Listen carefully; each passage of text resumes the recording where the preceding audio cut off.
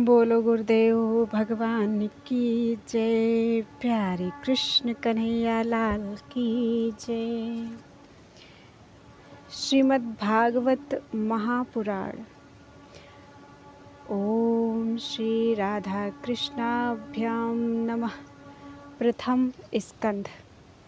यो लीलालास्य संलग्नो गतो लोलोपि लोलताम् तं लीला बपुषं बालं वन्दे लीलार्थसिद्धये।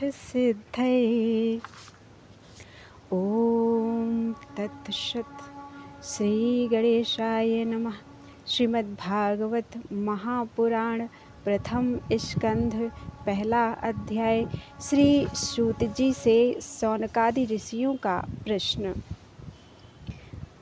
इसमें सब कुछ हिंदी अर्थ ही है। श्री सूत जी से शौनकादि ऋषियों का प्रश्न।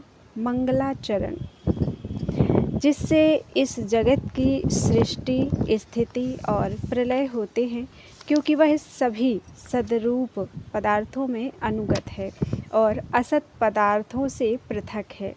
जड़ नहीं, चेतन है, परतंत्र नहीं, स्वयं प्रकाश है।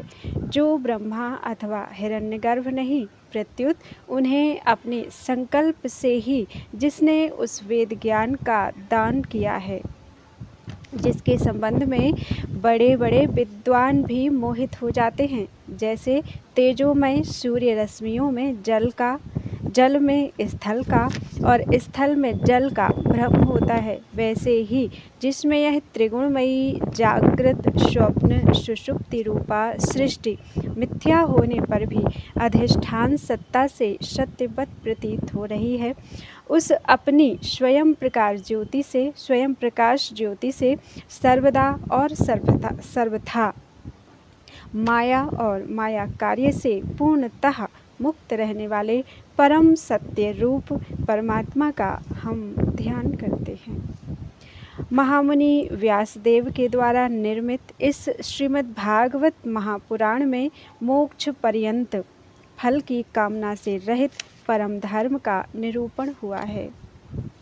इसमें शुद्धांतःकरण सत्पुरुषों के जानने योग्य उस वास्तविक वस्तु परमात्मा का निरूपण हुआ है, जो तीनों तापों का जड़ से नाश करने वाली और परम कल्याण देने वाली है। अब और किसी साधन या शास्त्र से क्या प्रयोजन।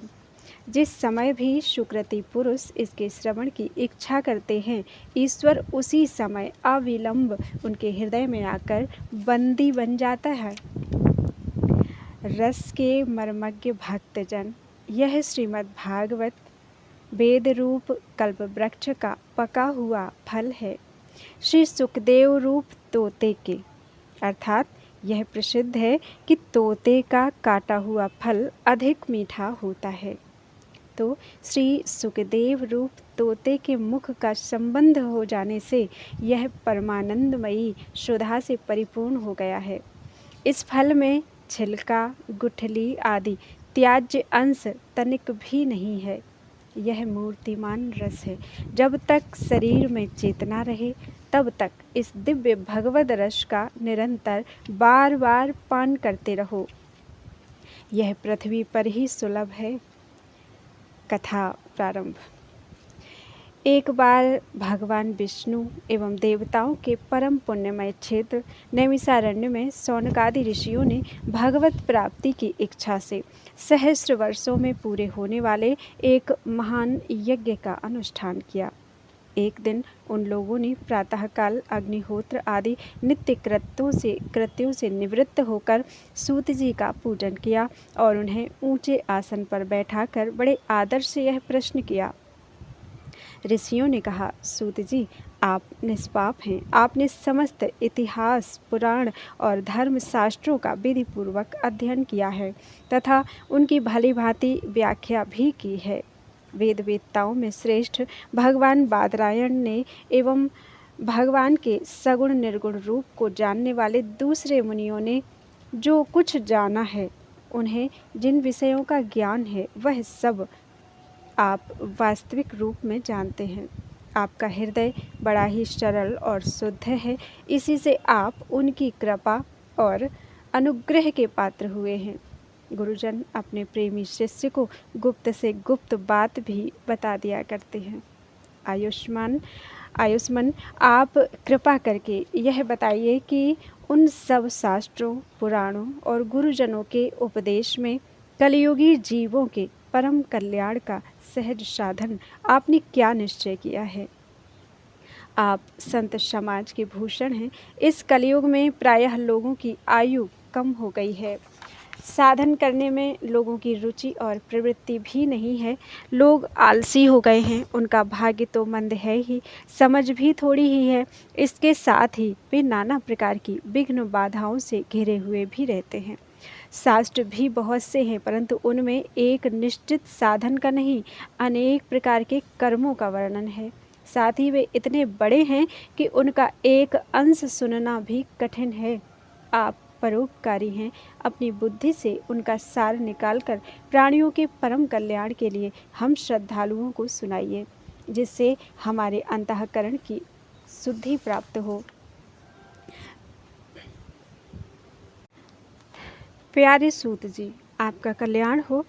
आप तो जानते ही हैं कि यदुवंशियों के रक्षक, भक्त वत्सल भगवान श्री कृष्ण वसुदेव की धर्मपत्नी देवकी के गर्भ से क्या करने की इच्छा से अवतीर्ण हुए थे। हम उसे सुनना चाहते हैं।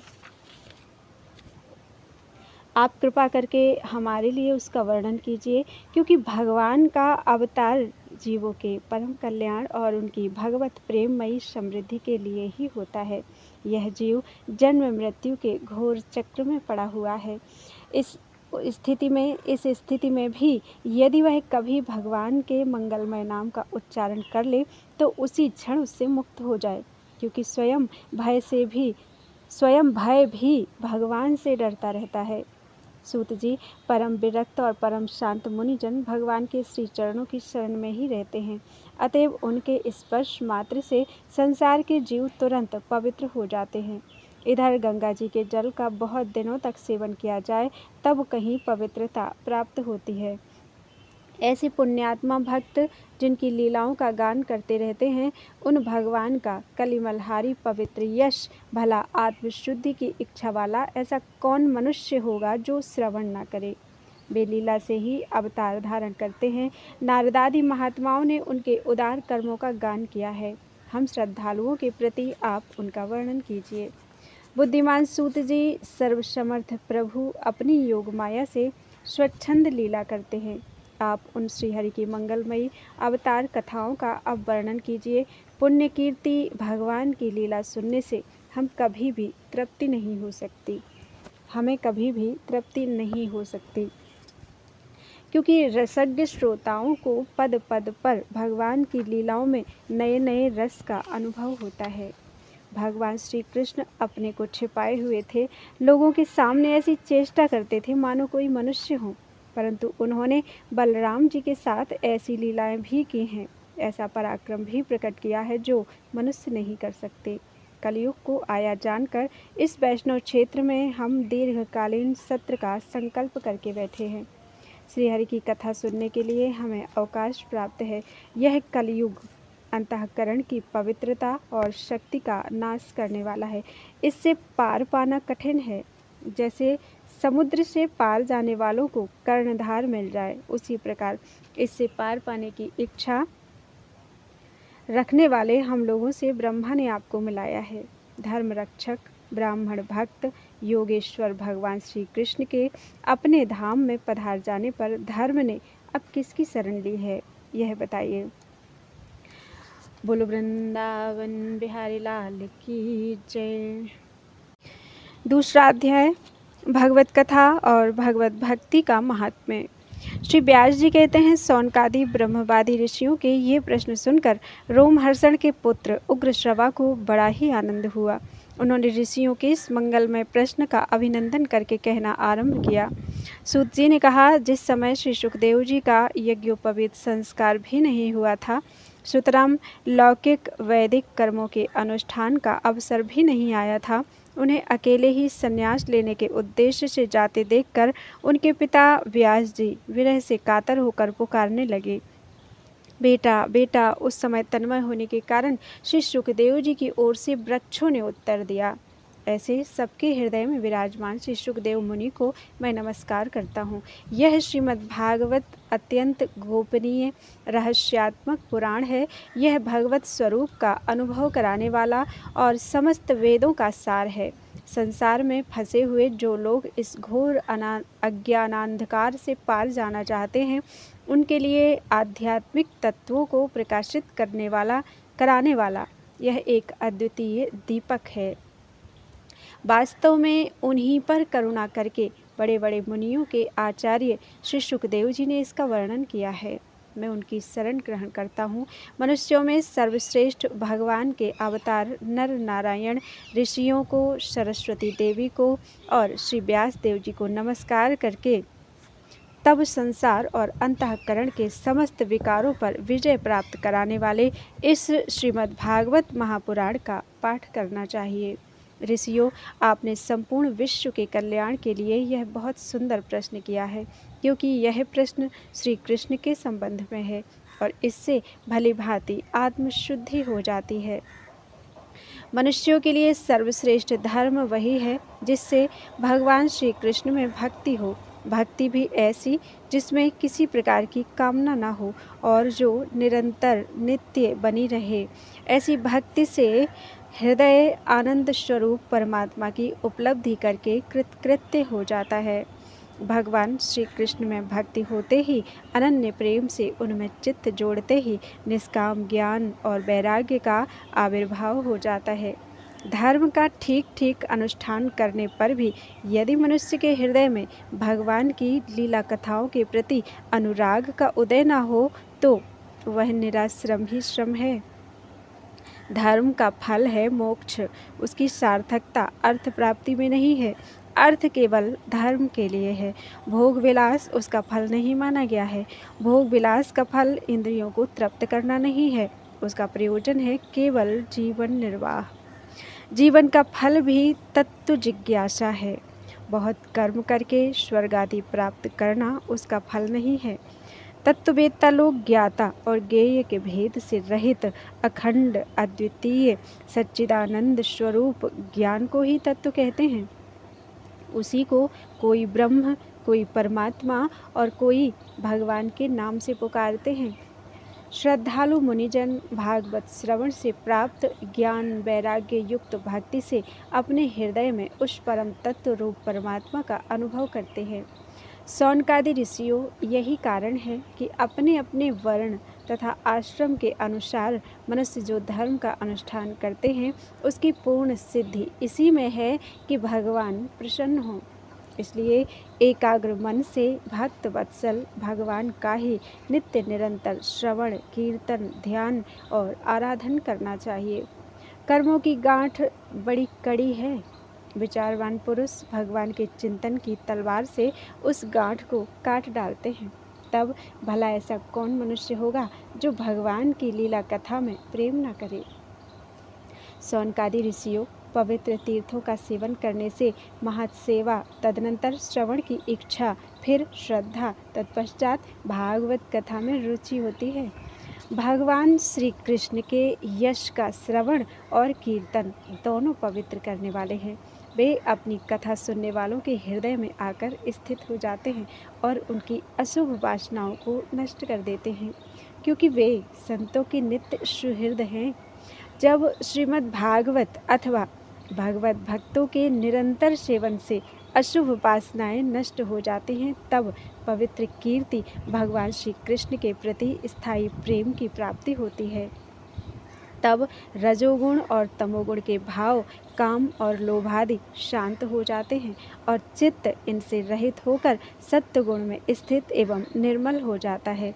इस प्रकार भगवान की प्रेममयी भक्ति से जब संसार की समस्त आसक्तियां मिट जाती हैं, हृदय आनंद से भर जाता है, तब भगवान के तत्व का अनुभव अपने आप हो जाता है।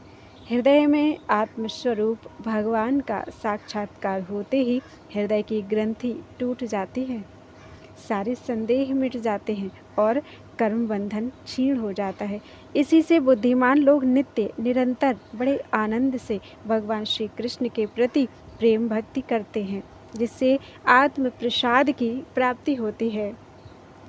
प्रकृति के 3 गुण हैं, सत्व, रज और तम। इनको स्वीकार करके इस संसार की स्थिति, उत्पत्ति और प्रलय के लिए एक अद्वितीय परमात्मा ही विष्णु है।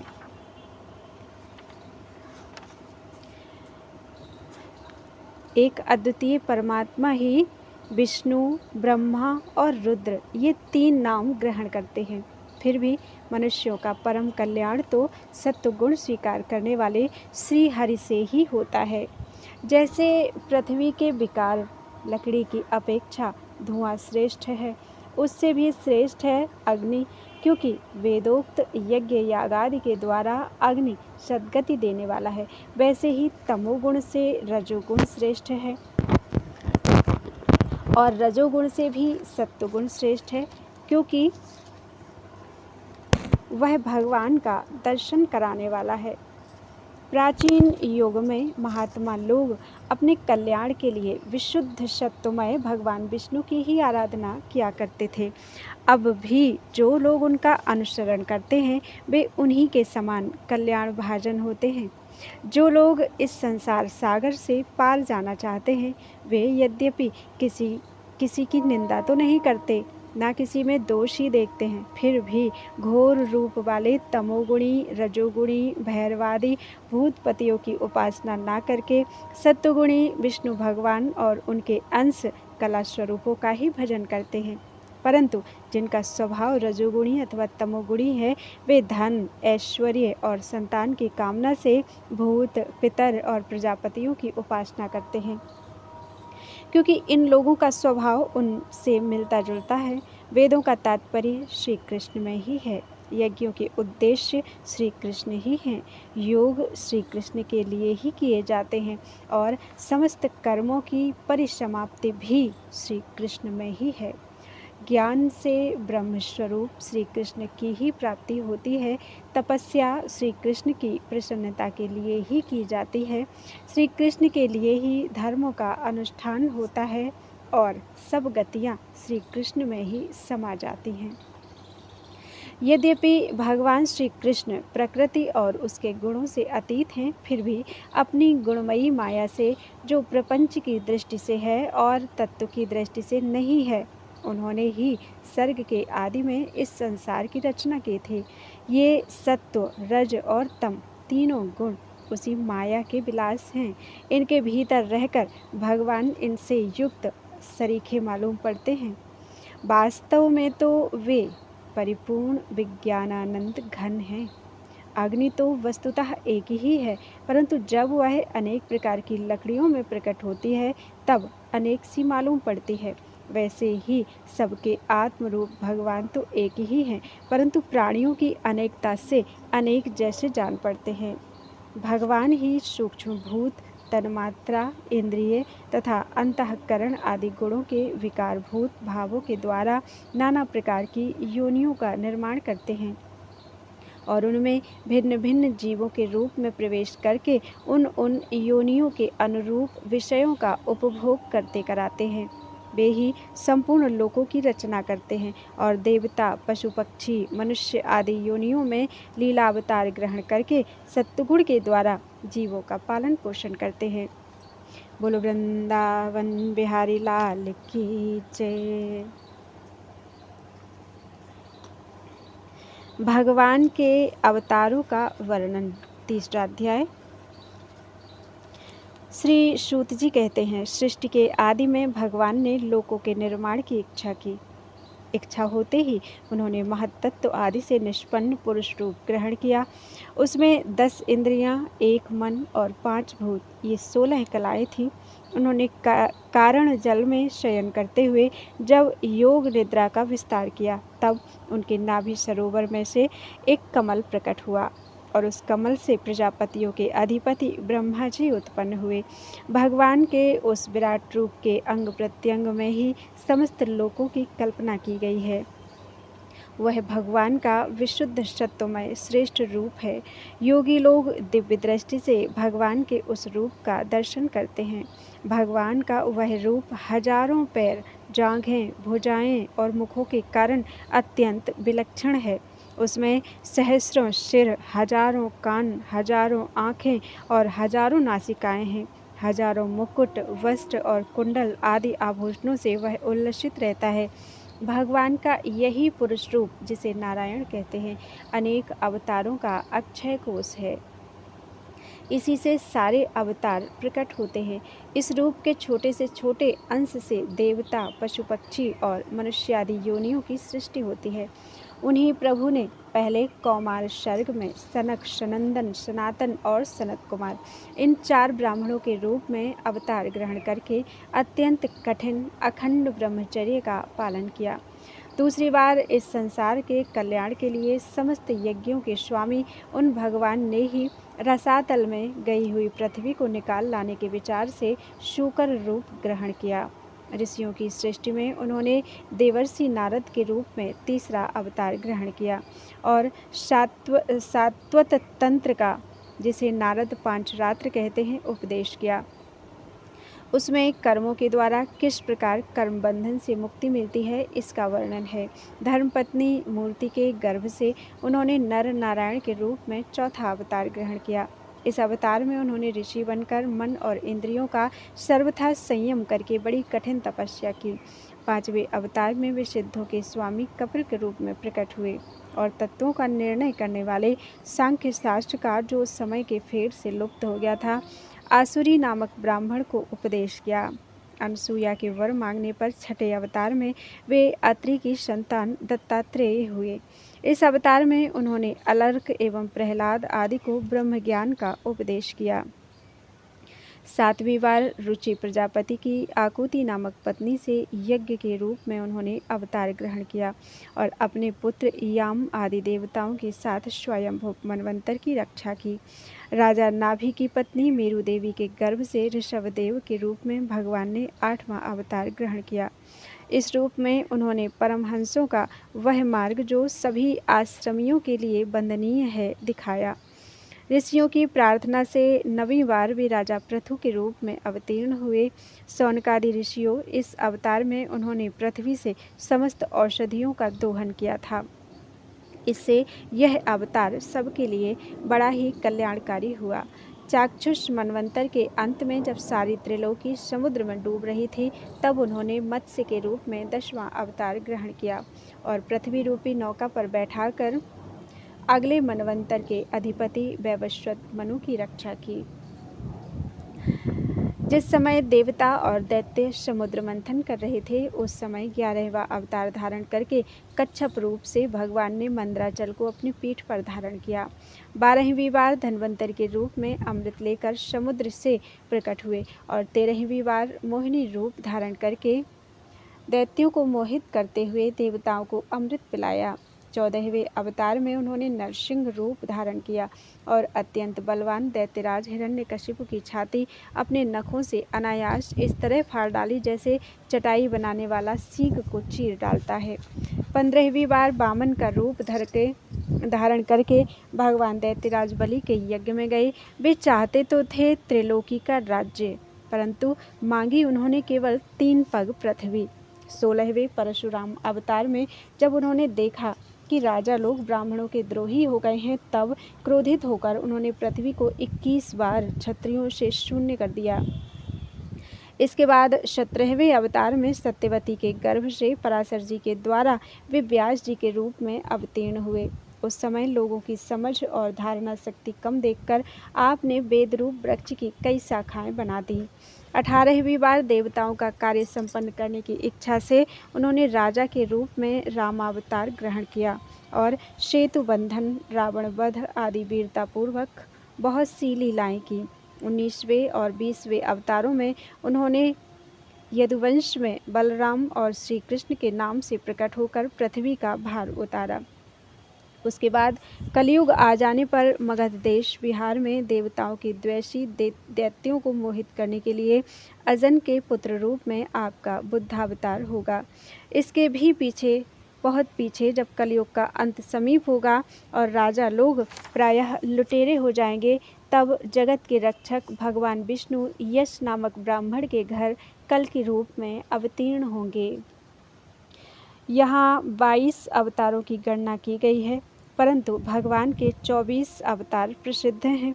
कुछ विद्वान 24 की संख्या यूँ पूर्ण करते हैं: राम कृष्ण के अतिरिक्त 20 अवतार तो उपर्युक्त हैं ही, शेष 4 अवतार श्री कृष्ण के ही अंश हैं। स्वयं श्री कृष्ण तो पूर्ण परमेश्वर हैं, वे अवतार नहीं अवतारी हैं, अतः श्री कृष्ण को अवतारों की गणना में नहीं गिनते। उनके 4 अंश ये हैं: एक तो केश का अवतार, दूसरा शूतपा तथा प्रश्नि पर कृपा करने वाला अवतार, तीसरा संकर्षण बलराम और चौथा परब्रह्म। इस प्रकार इन 4 अवतारों से विशिष्ट 5वें साक्षात भगवान वासुदेव हैं। दूसरे विद्वान ऐसा मानते हैं कि 22 अवतार तो उपर्युक्त हैं ही, इनके अतिरिक्त 2 और हैं, हंस और हयग्रीव। सौनकादि ऋषियों जैसे अगाध सरोवर से हजारों छोटे छोटे नाले निकलते हैं, वैसे ही सत्वनिधि भगवान श्रीहरि के असंख्य अवतार हुआ करते हैं। ऋषि, मनु, देवता, प्रजापति, मनुपुत्र और जितने भी महान शक्तिशाली हैं, वे सब के सब भगवान के ही अंश हैं। ये सब अवतार तो भगवान के अंशावतार हैं अथवा कलावतार हैं, परंतु भगवान श्री कृष्ण तो स्वयं भगवान ही हैं, अवतारी ही हैं। जब लोग दैत्यों के अत्याचार से व्याकुल हो उठते हैं, तब युग युग में अनेक रूप धारण करके भगवान उनकी रक्षा करते हैं। भगवान के दिव्य जन्मों की यह कथा अत्यंत गोपनीय रहस्यमयी है। जो मनुष्य एकाग्र चित्त से नियम पूर्वक सायंकाल और प्रातःकाल प्रेम से इसका पाठ करता है, वह सब दुखों से छूट जाता है। प्राकृत स्वरूप रहित चिन्मय भगवान का जो यह स्थूल जगदाकार रूप है, यह उनकी माया के महत्त्वादि गुणों से भगवान में ही कल्पित है। जैसे बादल वायु के आश्रय में रहते हैं और धूसरपना धूल में होता है, परंतु अल्प बुद्धि मनुष्य बादलों का आकाश में और धूसरपने का वायु में आरोप करते हैं, वैसे ही अविवेकी पुरुष सबके साक्षी आत्मा में स्थूल दृश्य रूप जगत का आरोप करते हैं। इस स्थूल रूप से परे भगवान का एक सूक्ष्म अव्यक्त रूप है, जो ना तो स्थूल की तरह आकार आदि गुणों वाला है और न देखने सुनने में ही आ सकता है। वही सूक्ष्म शरीर है। आत्मा का आरोप या प्रवेश होने से यही जीव कहलाता है और इसी का बार बार जन्म होता है। उपर्युक्त सूक्ष्म और स्थूल शरीर अविद्या से ही आत्मा में आरोपित है। जिस अवस्था में आत्मस्वरूप के ज्ञान से यह आरोप दूर हो जाता है, उसी समय ब्रह्म का साक्षात्कार होता है। तत्वज्ञानी लोग जानते हैं कि जिस समय यह बुद्धि रूपा परमेश्वर की माया निवृत्त हो जाती है, उस समय जीव परमानंदमय हो जाता है और अपनी स्वरूप महिमा में प्रतिष्ठित होता है। वास्तव में जिनके जन्म नहीं है और कर्म भी नहीं है, उन हृदयेश्वर भगवान के अप्राकृत जन्म और कर्मों का तत्वज्ञानी लोग इसी प्रकार वर्णन करते हैं, क्योंकि उनके जन्म और कर्म वेदों के अत्यंत गोपनीय रहस्य हैं। भगवान की लीला अमोघ है। वे लीला से ही संसार का सृजन, पालन और संहार करते हैं, किंतु इसमें आसक्त नहीं होते। प्राणियों के अंतःकरण में छिपे रहकर ज्ञानेंद्रिय और मन के नियंता के रूप में उनके विषयों को ग्रहण भी करते हैं, परंतु उनसे अलग रहते हैं। वे परम स्वतंत्र हैं। वे विषय कभी उन्हें लिप्त नहीं कर सकते। जैसे अनजान मनुष्य जादूगर अथवा नट के संकल्प और वचनों से की हुई करामात को नहीं समझ पाता, वैसे ही अपने संकल्प और वेदवाणी के द्वारा भगवान के प्रकट किए हुए नाना नाम और रूपों को तथा उनकी लीलाओं को कुबुद्धि जीव बहुत सी तर्क युक्तियों के द्वारा नहीं पहचान सकता। चक्रपाणी भगवान की शक्ति और पराक्रम अनंत हैं, उनकी कोई थाह नहीं पा सकता। वे सारे जगत के निर्माता होने पर भी उससे सर्वथा परे हैं। उनके स्वरूप को अथवा उनकी लीला के रहस्य को वही जान सकता है जो नित्य निरंतर निष्कपट भाव से उनके चरण कमलों की दिव्य गंध का सेवन करता है। सेवा भाव से उनके चरणों का चिंतन करता रहता है। शौनकादि ऋषियों, आप लोग बड़े ही सौभाग्यशाली तथा धन्य हैं, जो इस जीवन में और विघ्न बाधाओं से भरे इस संसार में समस्त लोकों के स्वामी भगवान श्री कृष्ण से वह सर्वात्मक आत्मभाव, वह अनिर्वचनीय अनन्य प्रेम करते हैं, जिससे फिर इस जन्म मरण रूप संसार के भयंकर चक्र में नहीं पड़ना होता। भगवान वेदव्यास ने यह वेदों के समान भगवत चरित्र से परिपूर्ण भागवत नाम का पुराण बनाया है। उन्होंने इस श्लाघनीय, कल्याणकारी और महान पुराण को लोगों के परम कल्याण के लिए अपने आत्मज्ञान शिरोमणि पुत्र को ग्रहण कराया।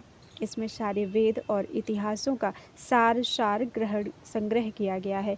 सुखदेव जी ने राजा परीक्षित को यह सुनाया। उस समय वे परम ऋषियों से घिरे हुए आमरण अनशन का व्रत लेकर गंगा तट पर बैठे हुए थे।